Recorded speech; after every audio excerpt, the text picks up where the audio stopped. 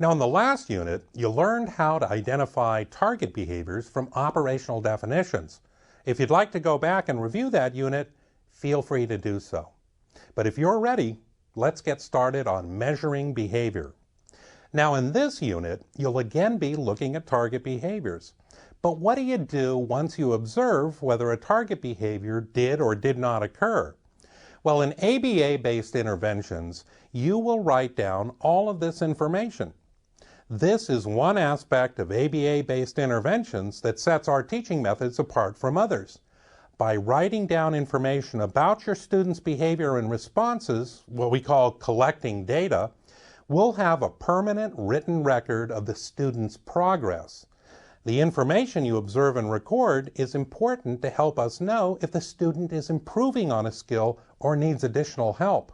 Collecting data is a key component of ABA teaching methods.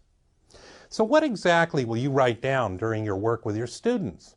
Well, you may write down how many times a target behavior occurred, or how long a target behavior lasted, or how many times a student made a correct or incorrect response during a teaching session. When you collect this kind of information about a target behavior, you are measuring that behavior. Now, in ABA, we use different recording methods for measuring behavior, depending on what aspect or dimension of the behavior we're interested in. For example, we might write down how many times a behavior occurred in a given period of time, or we might write down how long a behavior lasted. Again, this part of your job is crucial to your students' learning progress. Consistent data collection of your observations and measurement is what makes ABA teaching methods so effective. When you have in writing exactly what the student does and does not do, you'll know if progress is being made. Now, don't worry, you'll get used to collecting data pretty quickly. It just takes some practice. So let's get started.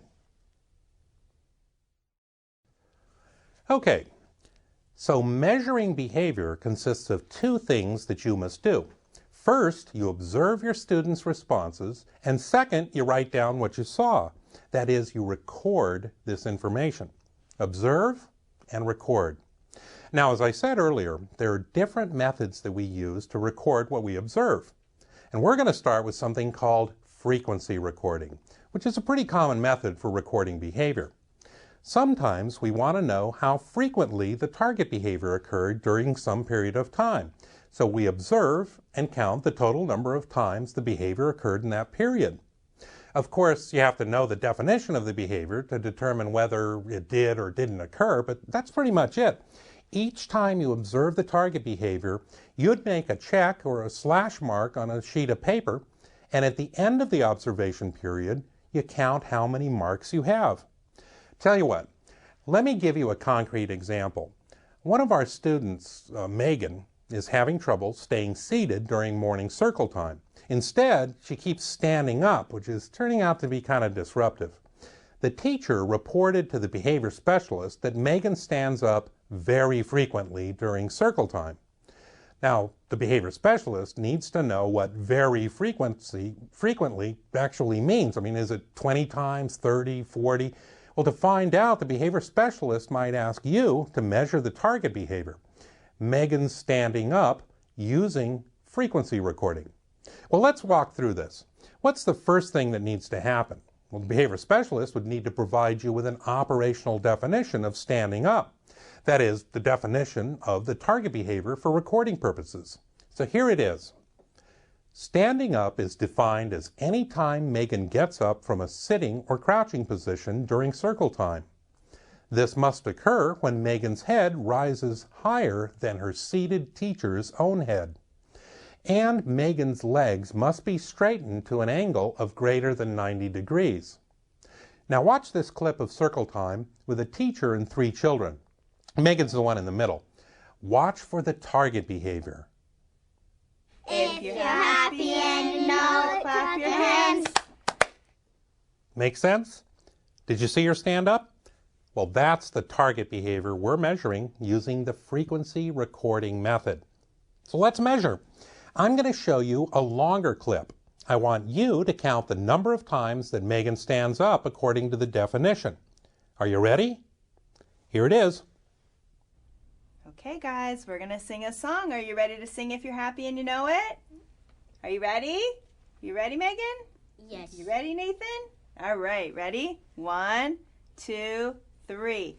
If you're happy and you know it, clap your hands. If you're happy and you know it, clap your hands. If you're happy and you know it and you really want to show it. If you're happy and you know it, clap your hands. Nice job. If you're happy and you know it, tap your head. If you're happy and you know it, tap your head. If you're happy and you know it and you really want to show it. If you're happy and you know it, tap your head. Great job. If you're happy and you know it, tap your cheeks. Okay, over the length of the clip, which was our observation period, what was the frequency of the target behavior?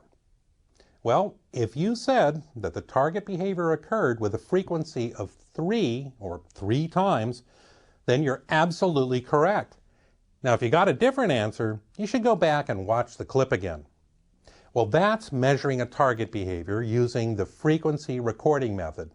And this method is used for target behaviors that you can easily count. So it may not be appropriate for other kinds of behaviors. Behaviors that are difficult to count, like very rapidly tapping a pencil on a desk, or the fast clapping that you may have noticed another student in that clip doing. For those behaviors, we use different recording methods, and we'll learn more about some of those other methods later on. But for now, let's stick with frequency recording of standing up. I'd like you to practice some more in the next interactive exercise. All right, here's how this interactive exercise is going to work. As I said, you're going to be doing some frequency recording with Megan and her standing up behavior. Like the last interactive exercises, you'll first see the operational definition on the opening screen. Review this definition carefully. Then, click the Begin Exercise button to watch Megan in circle time. Now, each time Megan stands up according to the operational definition, click on the Count Behavior button at the bottom right of the window. When you click that button, you'll see your count increase. Just like the last exercises, you can review the operational definition of standing up at any time by clicking on the Show Operational Definition button at the bottom of the window. Like before, the video will pause automatically and show you the definition. Just click OK to resume the exercise. Now, just so you know, circle time for this exercise goes on for just over 4 minutes. And when you're observing behavior very carefully, 4 minutes can feel like a pretty long time. But it's a realistic amount of time for a behavioral observation period. And we think it's important to get used to paying attention to your students' behavior in real time, because you're going to need to do this often as part of your job. When circle time's over, you'll get feedback on how you did. And like before, you need to pass this exercise to move on. You ready? Let's go. Okay, guys, we're going to sing a song. Are you ready to sing If You're Happy and You Know It? Are you ready? You ready, Megan? Yes. You ready, Nathan? All right, ready? 1, 2, 3. If you're happy and you know it, clap your hands. If you're happy and you know it, clap your hands. If you're happy and you know it and you really want to show it. If you're happy and you know it, clap your hands. Nice job. If you're happy and you know it, tap your head. If you're happy and you know it, tap your head. If you're happy and you know it and you really want to show it. If you're happy and you know it, tap your head. Great job. If you're happy and you know it, tap your cheeks. If you're happy and you know it, tap your cheeks. If you're happy and you know it and you really want to show it. If you're happy and you know it, tap your cheeks. If you're happy and you know it, tap your shoulders. If you're happy and you know it, tap your shoulders. If you're happy and you know it and you really want to show it. If you're happy and you know it, tap your shoulders. Great job. If you're happy and you know it, tap your knees. Joey, where's your voice? If you're happy and you know it, tap your knees.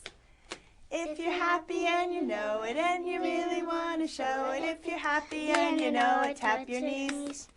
If you're happy and you know it, tap your knees. If you're happy and you know it, tap your knees. If you're happy and you know it and you really want to show it. If you're happy and you know it, tap your knees.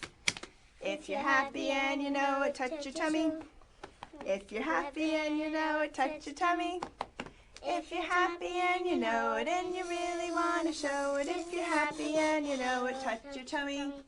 Sing with me now, Joey. If you're happy and you know it, touch your shoes. If you're happy and you know it, touch your shoes. If you're happy and you know it and you really want to show it. If you're happy and you know it, touch your shoes. If you're happy and you know it, touch your shoulders. If you're happy and you know it, sing with me. If you're happy and you know it and you really want to show it. If you're happy and you know it, touch your shoulders. Sit down, Megan. Nice job. If you're happy and you know it, touch your head. If you're happy and you know it, touch your head. If you're happy and you know it and you really want to show it. If you're happy and you know it, touch your head. Great job, Nathan. If you're happy and you know it, touch your back. If you're happy and you know it, touch your back. If you're happy and you know it and you really want to show it. If you're happy and you know it, touch your back. Nice singing. If you're happy and you know it, touch your feet. If you're happy and you know it, touch your feet. If you're happy and you know it and you really want to show it. If you're happy and you know it, touch your feet. Good job, Nathan. If you're happy and you know it, touch your cheeks. If you're happy and you know it, touch your cheeks. If you're happy and you know it and you really want to show it. If you're happy and you know it, touch your cheeks. Joey, sing with me. If you're happy and you know it, touch your chin. If you're happy and you know it, touch your chin. If you're happy and you know it and you really want to show it. If you're happy and you know it, touch your chin. Nice job, Megan. If you're happy and you know it, touch your belly.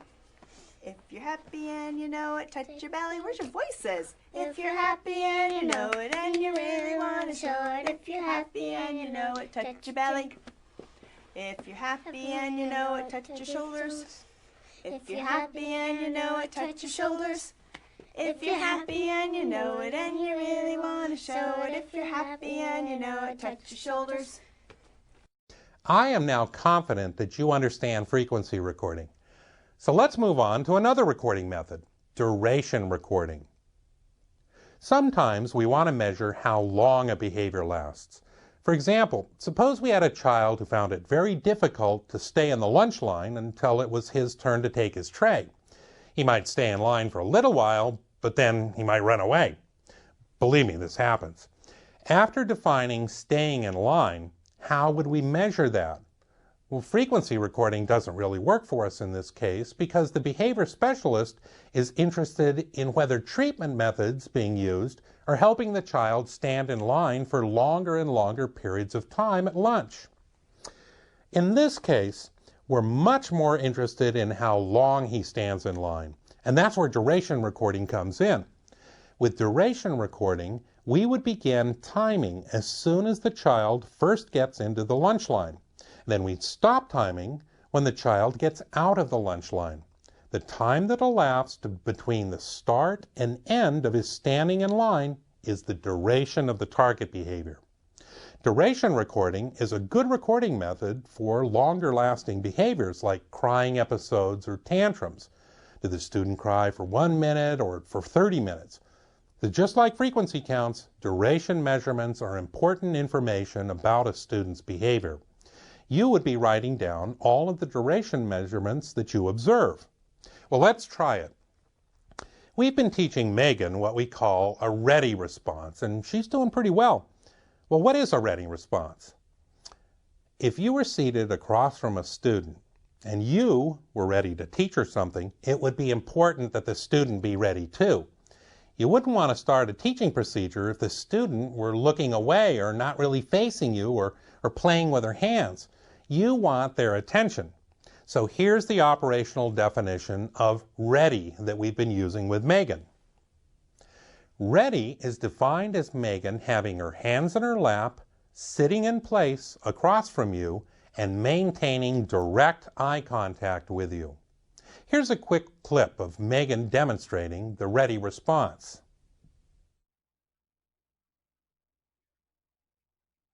Did you see that? Pretty quickly, all three parts of the ready response were there. Hands in her lap, sitting still and maintaining eye contact with you. That was ready. She's pretty good at it, isn't she? Well, now it's time to measure how long she maintains that ready response. I'm going to show you a longer clip, and here's what I want you to do. First, be sure you have your timer with you. As soon as you see that Megan is ready, according to our definition, you begin timing. As soon as you see Megan stop being ready, then that's when you stop timing.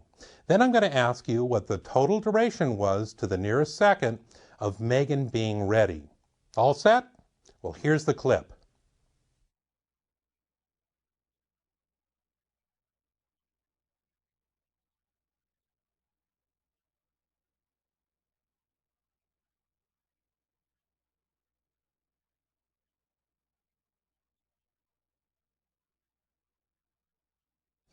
Well, let me ask you now, what was the total duration of Megan being ready? Well, if you said 13 seconds, you got it right.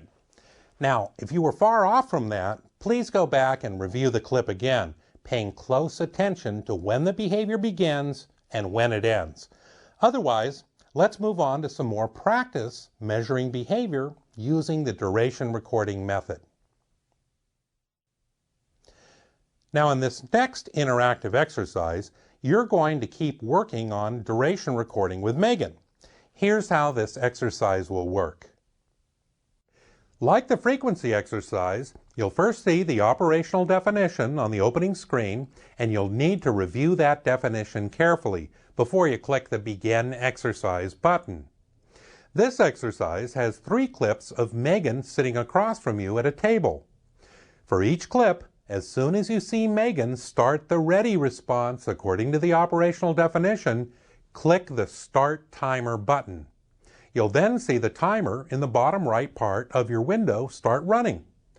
As soon as Megan stops showing the ready response, click Stop Timer. You'll then see the total amount of time you recorded. This is the duration that you recorded for Megan's ready response. After the clip ends, you'll get feedback on how you did, and you'll either be asked to repeat duration recording with that clip if your measurement wasn't accurate, or move on to the next clip if you were correct. To pass the exercise, you'll need to get the duration correct for all 3 clips. And don't forget, you can always look at the operational definition at any time by clicking the Operational Definition button.